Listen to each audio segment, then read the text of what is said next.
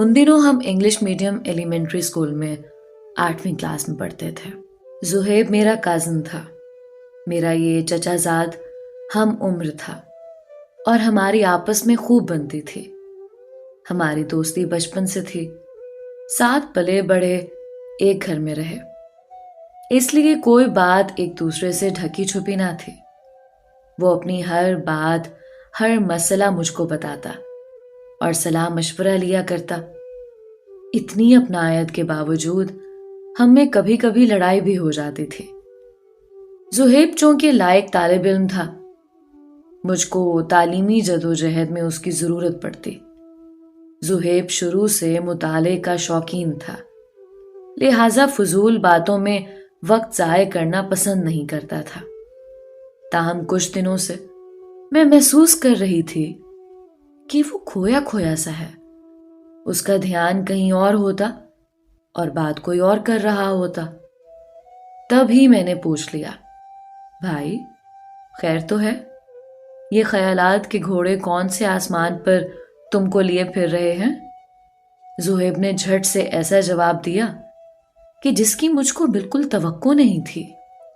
सबा, मुझे एक लड़की पसंद आ गई है और उसके ख्याल में सरगर्दा रहने लगा हूं। पढ़ाई से भी तवज्जो हट गई है, कहीं पोजीशन लेने से ना रह जाऊं। ये सुनकर मैं सुन रह गई।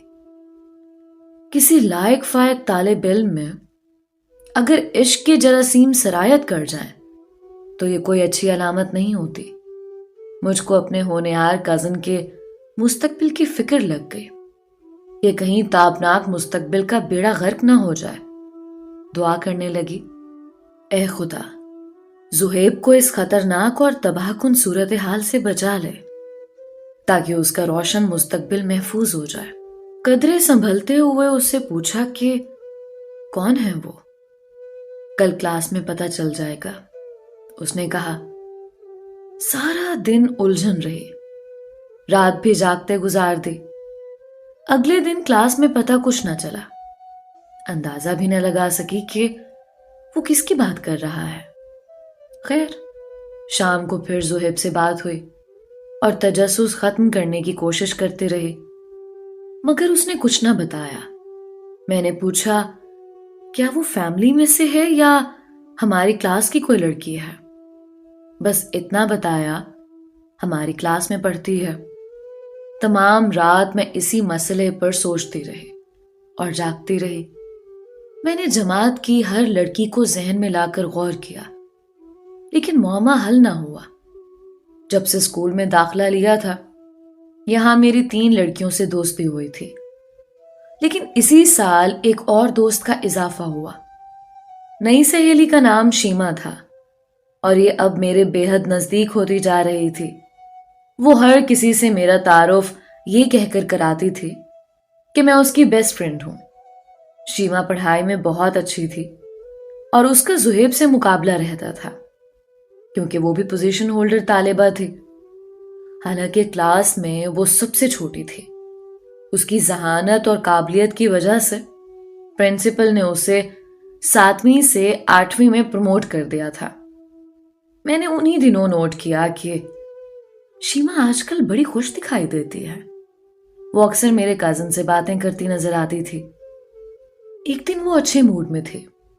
बातों बातों में उसने बता दिया कि जुहेब ने उसे वही कहा है जो हर फिल्म में हीरो हीरोइन से कहता है। यकदम मुझे धचका लगा कि ये वो लड़की है जिसके बारे में इतने दिन से पूछ रही थी और जुहेब नहीं बता रहा था। जब मामला मुझ पर खुल गया तो जुहेब का भी हिजाब मिटा और वो मुझसे शीमा के बारे में बातें करने लगा। अब हमारी अक्सर इसी मौजू पर बात होने लगी और मैं उन दोनों के दरमियान पैगाम रसानी के फराइज सर अंजाम देने लगी। पता नहीं क्या क्या बातें वो एक दूसरे को कहलवाते।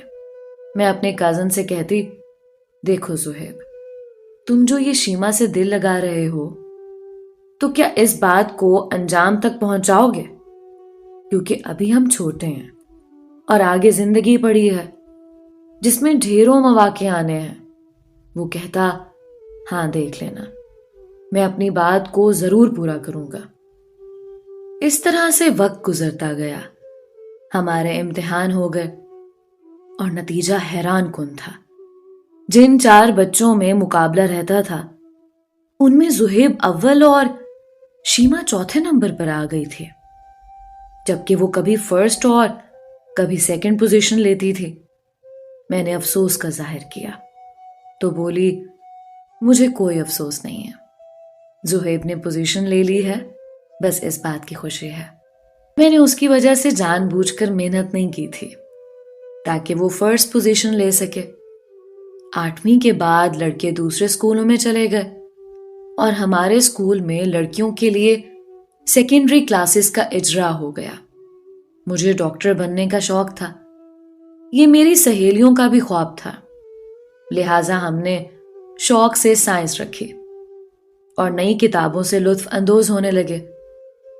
شیما اسکول چھوڑ چکی تھی، لیکن میری وجہ سے وہ دوبارہ اسی اسکول میں آ گئی۔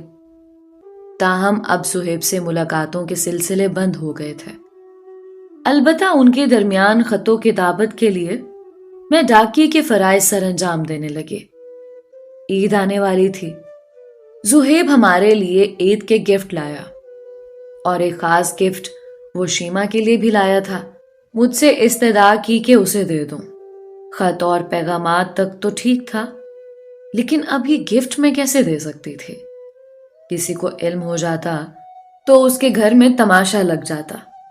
شیما کا فیملی بیک گراؤنڈ مضبوط نہیں تھا، بلکہ حالات تیزی سے تنزلی کی طرف جا رہے تھے، جبکہ وہ تحفہ قیمتی اور محبت کے جذبات کا عکاس تھا۔ اس لیے میں نے اسے شیما کو پہنچانے سے منع کر دیا۔ اس پر زہیب مجھ سے خفا ہو گیا اور میری اس کے ساتھ بول چال بند ہو گئی۔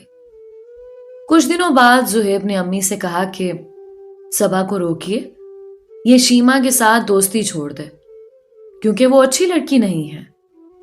یہی نہیں، اس نے شیما کے بارے میں اور بھی کئی الٹی سیدھی باتیں کہیں۔ مجھ کو اس کی یہ باتیں ناگوار ہوئیں۔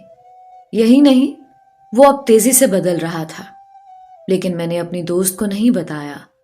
وہ ہر وقت اس کا پوچھتی رہتی اور میں یہ کہہ کر اسے چپ کرا دیتی تھی کہ میں نے زہیب سے بولنا چھوڑ دیا ہے۔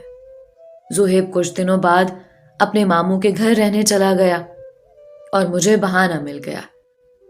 اب جب شیما اس کے بارے میں پوچھتی، میں کہہ دیتی کہ میں نہیں جانتی کہ وہ آج کل کیا کر رہا ہے۔ زہیب کی دوری نے شیما کو اور زیادہ پاگل بنا دیا۔ محبت کا جادو سر چڑھ کر بول رہا تھا۔ وہ جب ملتی زہیب کے بارے میں سوالات کرتی، فون کرتی تو اس کے بارے میں پوچھتی۔ اس صورتحال سے میں تنگ آ گئی۔ بالآخر میں نے یہ کہہ کر جان چھڑا لی کہ اگر تم کو مجھ سے دوستی رکھنی ہے تو رکھو، میرا اس سے کوئی تعلق نہیں ہے۔ وہ یہ شرط بھی مان گئی کیونکہ میں زہیب کی کزن تھی۔ اسی وجہ سے شیما میرا ہاتھ تھامے رکھنا چاہتی تھی۔ اسے مجھ سے باتیں کر کے تسکین ملتی تھی، لیکن اس کا پھول جیسا کھلا ہوا چہرہ مرجھاتا جا رہا تھا۔ لگتا تھا جیسے اسے کوئی روگ لگ چکا ہے۔ یہ ایسا روگ تھا جس کی دوا کسی طبیب کے پاس نہیں تھی۔ میٹرک کے امتحان ہونے لگے، سب نے خوب تیاری کی۔ زہیب نے اچھے نمبر حاصل کرنے کی خاطر جان لڑا دی، مگر شیما کا حال برا تھا۔ نتیجہ آیا تو وہ بمشکل پاس ہوئی تھی، جبکہ زہیب نے پوزیشن لی اور اس کا داخلہ لاہور کے بہترین کالج میں ہو گیا۔ شیما کا تعلیمی معیار ہی نہیں گرا، اس کی صحت بھی گرتی جا رہی تھی۔ بہرحال ہم نے بھی کالج میں داخلہ لے لیا۔ شیما کو ایک دوسرے کالج میں داخلہ ملا، کم نمبروں کی وجہ سے، مگر سال بعد اس نے کسی طرح دوبارہ ہمارے کالج میں تبادلہ کروا لیا۔ یوں میں اس سے 1 سال بعد ملی۔ شیما کو دیکھ کر میں حیران رہ گئی۔ اس کا رنگ سانولا ہو گیا